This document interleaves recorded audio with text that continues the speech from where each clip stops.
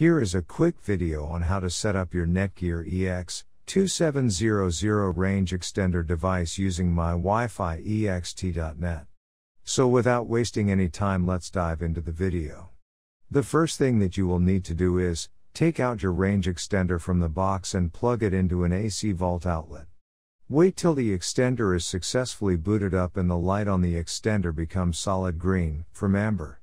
Make sure that your extender and router are in the same room during the setup process.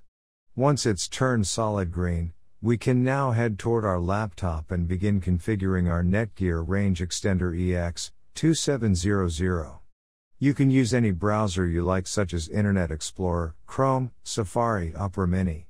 It's time to open your preferred web browser. Go to mywifiext.net. A screen appears in front of you, and now click on the new extender setup that leads you to a new page, where you will need to create a new account in order to install your extender, and this page is called the Netgear Genie Smart Wizard. Now fill in all the necessary details, such as a valid email address, password. And once you are done, click on the next button. Now you had two choices, as you can either set up your range extender device as a range extender or as an access point. We are going to click on the range extender, and then it will scan for the available networks and give you a list of all the networks available. Before heading ahead into the video, in case you are facing any issue with your Netgear range extender device, get in touch with our Netgear experts. Click on the network that you wish to extend. In my case, it's Netgear router, and then it would ask you for the password of your network, and all you will need to do is fill in the password of your existing network. And click on the next. In case if the Wi-Fi password that you just typed in is correct, then your extender will establish a connection between your extender and router.